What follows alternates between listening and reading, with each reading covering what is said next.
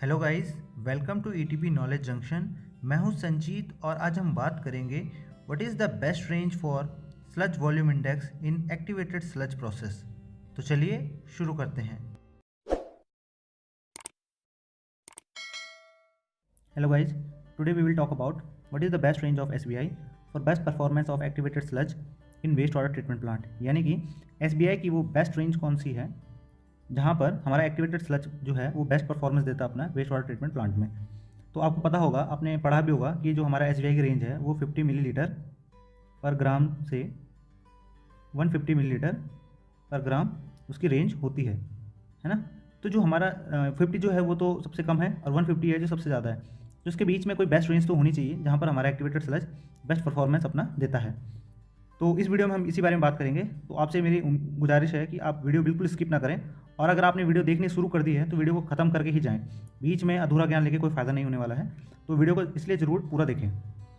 और मेरी आपसे रिक्वेस्ट ये भी है कि आप वीडियो को लाइक ज़रूर करें, क्योंकि अगर आप वीडियो को लाइक करते हैं तो यूट्यूब का एल्गोरिदम क्या करता है कि इस वीडियो को ऑलरेडी मतलब फिर रैंक करना चालू कर देगा, जिससे कि ये वीडियो काफ़ी लोगों तक पहुँचेगी।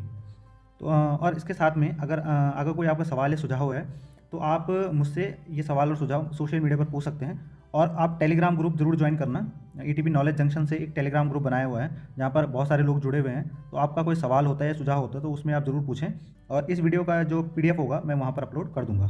तो चलिए अब शुरू करते हैं।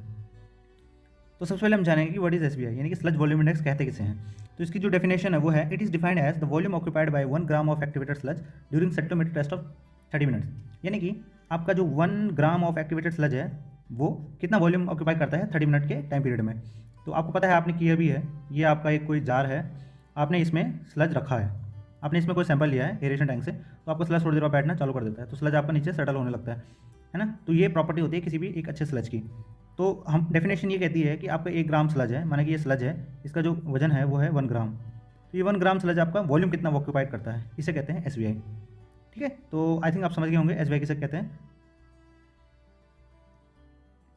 अब हम जानेंगे कि जो एसबीआई है इसको बहुत सारे फैक्टर्स हैं, केमिकल फैक्टर्स होते हैं, हमारे फिजिकल फैक्टर्स हैं जो इन्फ्लुएंस करते हैं, यानी कि इस पर प्रभाव पड़ता है कुछ फैक्टर्स का, है ना। तो वो कौन कौन से फैक्टर्स हैं जो कि एसबीआई पर प्रभाव डालते हैं। तो सबसे पहले हमारा आता है concentration of total suspended solids, यानी कि सस्पेंडेड सॉलिड्स अगर हमारी कम या ज़्यादा होते हैं तो एसबीआई पर उसका इफेक्ट पड़ता है।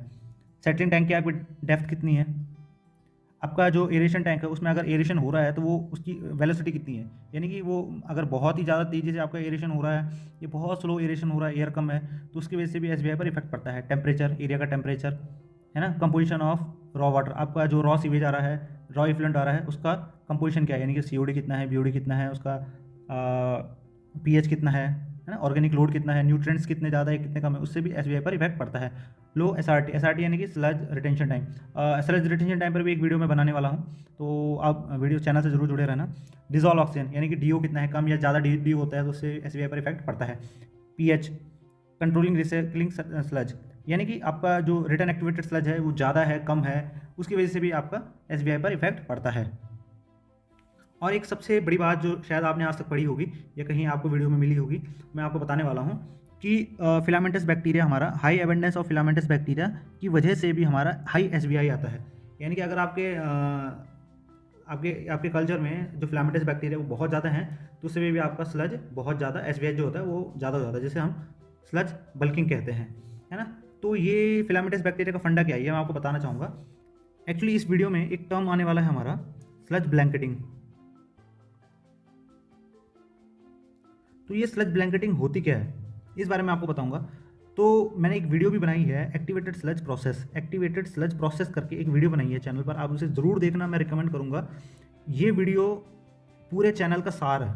आप इस वीडियो को देख लेंगे तो आपको पूरा, आपको ईटीपी का जो एरेशन टैंक होता है, एक्टिवेटेड स्लज प्रोसेस है, वो आपको समझ आ जाएगा। और ये अगर आपको समझ आ गया तो आप ये जो आपके डेली प्रॉब्लम्स आती हैं, कभी स्लज बाहर निकल रहा है, कभी फोमिंग हो रही है, स्लज सेटल नहीं हो पा रहा, पीएच कितना होता है, ये सब चीज़ें आपको समझ आएगी। तो मैं आपसे गुजारिश करता हूँ कि एक्टिवेटेड स्लज प्रोसेस वाली वीडियो आप जरूर देखना। इस वीडियो का लिंक मैं ऊपर आपको आई बटन में भी डालने वाला हूँ और एंड स्क्रीन पर भी ये वीडियो लगाने वाला हूँ। तो आप एक्टिवेटेड स्लज प्रोसेस वाली वीडियो ज़रूर देखना, है ना। तो चलो अब बात करते हैं हम स्लज ब्लैंकेटिंग के बारे में। तो स्लज ब्लैंकेटिंग में क्या होता है, एक्चुअली हमारा जो स्लज होता है हमारा वो क्या होता है, पहले छोटे छोटे पार्टिकल्स में स्लज पाया जाता है, ठीक है। इस तरीके से छोटे छोटे स्लज होते हैं हमारे। और वो स्लज है क्या, वो बैक्टीरिया है हमारा, तो फिलामेंटस बैक्टीरिया भी होते हैं उसमें, है ना। तो ये स्लज क्या करता है हमारा, ये जो बैक्टीरिया होते हैं वो आपस में क्लम्प करते हैं, चिपक जाते हैं। तो जब ये चिपकते हैं तो ये क्या करते हैं, ये स्टिकी लेयर होती है इनकी, मतलब ये क्या करते हैं, केमिकल रिलीज़ करते हैं जो कि चिपचिपा होता है, और ये आपस में जुड़ जाते हैं। अब ये जुड़ते हैं तो क्या करते हैं, एक लेयर बनाते हैं, ठीक है। ये एक लेयर बनाते हैं, तो इस लेयर बनाने से क्या होता है, एक फ्लॉक का निर्माण होता है। अभी पहले एक बैक्टीरिया था, अभी बहुत सारे बैक्टीरिया आपस में जुड़ गए तो एक बड़ा सा बल्क बन जाता है, जिसे हम फ्लॉक बोलते हैं। अभी अच्छा फ्लॉक बना तो फ्लॉक क्या होता है, प्रॉपर तरीके से सेटल हो जाएगा। अगर हमारा स्लज प्रॉपर तरीके से सेटल हो रहा है तो हमारा जो सुपरनेट होता है वो पर क्लियर हो जाता है। अभी अब ये आपका एक बीकर है, ठीक है, इसमें आपने क्या डाला, एफ्लुएंट डाला, एरेशन टैंक से कल्चर ला के डाला, मिक्स कल्चर। तो अगर आपका फ्लॉक बनता है तो वो तुरंत नीचे सेटल हो जाता है, और जो आपका सुपरनेट है वो क्या है, आपका क्रिस्टल क्लियर सुपरनेट प्राप्त होगा, है ना। लेकिन अगर ये फिलामेंटस बैक्टीरिया इसमें ज़्यादा हो गया तो इसमें क्या आता है, एयर स्पेस ज़्यादा बन जाता है। अब एयर स्पेस ज़्यादा बन गया तो ये क्या होता है, स्लज आपका हल्का हो जाता है, यानी कि इसके बीच में, अब जैसे एक नेट होती है, मैं आपको एग्जांपल देकर बताऊंगा, एक नेट होता है, जाला होता है। जाला क्या होता है आपका, इसमें इस एयर स्पेस बहुत ज़्यादा होता है, ठीक है। तो एयर स्पेस जितना ज़्यादा होगा आपका नेट उतना हल्का होगा, ठीक है। तो वैसे ही इसके साथ में भी है, अगर आपका इसमें फिलामेंटस बैक्टीरिया ज़्यादा है, ठीक है, तो एयर स्पेस ज़्यादा होता है और स्लज आपका हल्का हो जाता है। स्लज हल्का होगा तो सीधी सी बात है, आपकी डेंसिटी कम होगी, तो आपका स्लज क्या होता है, प्रॉपर तरीके से बैठता नहीं है नीचे। तो यही यहाँ पर बताया गया है कि अगर आपका फिलामेंटस बैक्टीरिया ज़्यादा है तो एसबीआई आपका ज़्यादा होगा। मैंने आपको बताया ना, स्लज वॉल्यूम इंडेक्स क्या होता है कि 1 ग्राम स्लज आपका कितना वॉल्यूम ऑक्यूपाइड कर रहा है ना। तो अगर आपका ये इसका एयर स्पेस ज़्यादा हो गया तो इसका वॉल्यूम कितना हो जाएगा, वॉल्यूम ज़्यादा हो जाएगा, और जब वॉल्यूम ज़्यादा होगा तो स्लज प्रॉपर तरीके से सेटल नहीं हो पाएगा नीचे, ठीक है। तो इसे स्लज बल्किंग कहते हैं। आई थिंक ये आपको समझ आ गया। अब हम बात करते हैं कि बेस्ट रेंज ऑफ एसबीआई कितनी होनी चाहिए। तो सबसे पहले अगर एसबीआई हमारा 80 मिलीलीटर पर ग्राम है या उससे कम है तो क्या दिक्कतें या क्या चीज़ें होने वाली हैं हमारे साथ में। तो यूजुअली क्या करता है, अगर हमारा एसबीआई 80 मिलीलीटर पर ग्राम है या उससे कम है तो स्लज हमारा डेंस होता है, जिससे कि क्या होता है, ये रैपिड सेटल हो जाता है हमारा, है ना। डेंसिटी ज़्यादा होगी तो तुरंत बैठ जाएगा नीचे। तो ये कह रहा है this is the most often attribute to an old sludge, यानी कि ये मोस्ट ऑफ द केस होता है कि उसमें ओल्ड स्लज अगर आपका है तो वो डेंस और तुरंत सेटल हो जाएगा, ठीक है। इसमें क्या होता है कि जो आपका फ्लॉक पार्टिकल्स होता है वो डेंस होते हैं और ग्रैनुलर फॉर्म में होते हैं, है ना। इस टाइप का स्लज क्या करता है, आपका तुरंत बैठ जाता है नीचे, और साथ साथ में क्या होता है, इसमें क्या होता है, स्लज जो हमारा स्लज ब्लैंकेटिंग होती है वो प्रॉपर नहीं हो पाती, तो हमारा स्लज कुछ जो छोटे छोटे पार्टिकल्स हो स्लज के वो ऊपर छूट जाते हैं। तो इसमें क्या होता है कि स्लज क्लाउडी हो जाता है हमारा, यानी कि टर्बिड हो जाता है। एक चीज़ ध्यान रखनी है हमें इस वीडियो से, क्या इस वाले पॉइंट से क्या पता चला, एसबीआई अगर हमारा कम है और स्लज हमारा अगर ओल्ड है तो टर्बिडिटी बढ़ेगी, ठीक है। एसबीआई कम है, ओल्ड स्लज है तो टर्बिडिटी बढ़ेगी हमारी, ठीक है। ये चीज़ ध्यान रखना। बाकी इसमें ऐसा कुछ नहीं है, बाकी वो सब चीज़ें मैंने आपको बता दिया है जो सारा था। तो यहाँ पर अगर एसबीआई हमारा कम है तो हमारा क्या होता है, टर्बिडिटी बढ़ती है, ओल्ड स्लज है तो टर्बिडिटी हमारी बढ़ती है। एक और चीज़ बताया गया इसमें कि आपका अगर एसबीआई कम है तो हो सकता है कि आपका बीओडी अच्छा डिग्रेडेड हो रहा होगा, लेकिन जो टीएसएस लेवल है वो हाई हो जाता है, ठीक है। तो एसबीआई कम होने की वजह से आपका टर्बिडिटी बढ़ती है, बीओडी रिमूवल अच्छा होगा लेकिन टर्बिडिटी बढ़ेगी। अब बात कर लेते हैं कि अगर हमारा एसबीआई का रेंज 100 टू 200 मिलीलीटर पर ग्राम होगा तो क्या होगा। तो ऐसा कई स्टडीज़ में पाया गया है कि अगर हमारा एसबीआई 100 टू 200 के बीच में है, एक्टिवेटेड सर्च प्रोसेस है, बहुत अच्छे तरीके से काम कर रहा है ना। तो ये एक स्टडी में ऐसा पाया गया कि अगर इस रेंज में हमारा एसबीआई आता है तो एक्टिवेटेड सर्च प्लांट बहुत अच्छा काम कर रहे हैं, एक क्रिस्टल क्लियर हमारा सुपरनेट तैयार हो रहा है, ठीक है, और एफ्लुएंट की क्वालिटी बहुत अच्छी मेंटेन हो रही है वहाँ पर, ठीक है। बीओडी वगैरह बहुत अच्छे तरीके से हमारा रिमूवल हो रहा है, और जो हमारा फाइनल आउटलेट है वो बिल्कुल क्रिस्टल क्लियर है।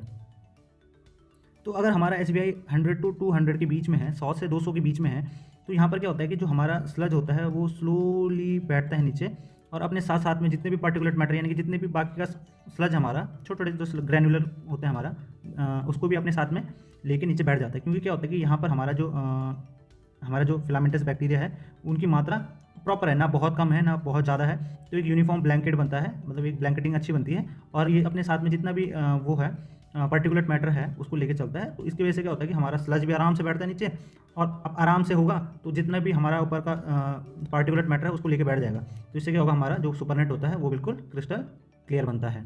बाकी यहाँ पर जो लिखा हुआ है वो सब इसी बारे में लिखा गया है।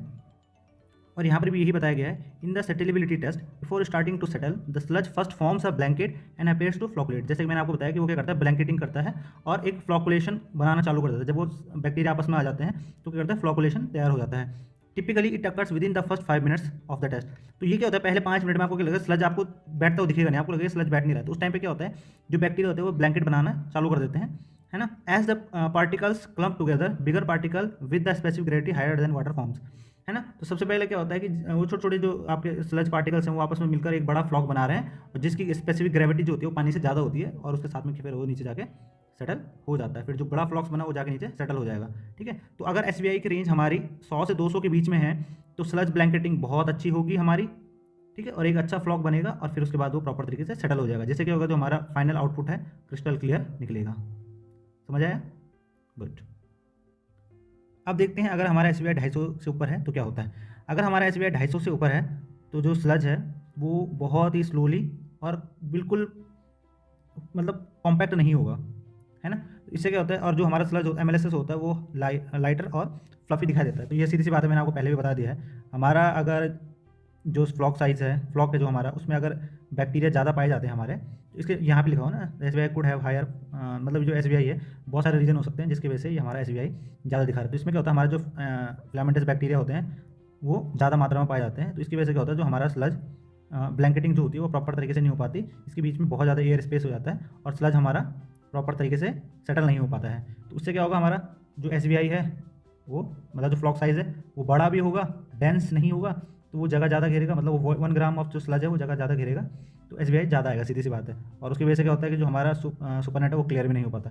यानी कि अगर आपका एसबीआई कम है, ये ज़्यादा है, उसकी वजह से आपका टर्बिडिटी बढ़ेगी, ठीक है। तो इस वीडियो से हमें क्या पता चला, हमें ये पता चला कि हमारा एसबीआई की जो रेंज है वो 100 टू 200 मिलीलीटर पर ग्राम होनी चाहिए। तो क्यों होनी चाहिए वो भी इस वीडियो में मैंने आपको बता दिया है। इससे पहले आपने पढ़ा था कि 50 टू 150 होना चाहिए, लेकिन जब मैंने इस वीडियो के बारे में तैयारी कर रहा था तो मुझे भी आज पता चला कि इसकी रेंज एक्चुअली इतनी होनी चाहिए, ठीक है। और वो क्यों होनी चाहिए वो इस वीडियो में आपको पता चल गया है। तो आई होप गाइस आपको ये वीडियो पसंद आई होगी। वीडियो अगर पसंद आई है तो वीडियो को लाइक ज़रूर करना और चैनल को सब्सक्राइब जरूर करना। एक चीज़ और है, टेलीग्राम ग्रुप जरूर ज्वाइन करना। आज के लिए बस इतना ही। Thank you guys.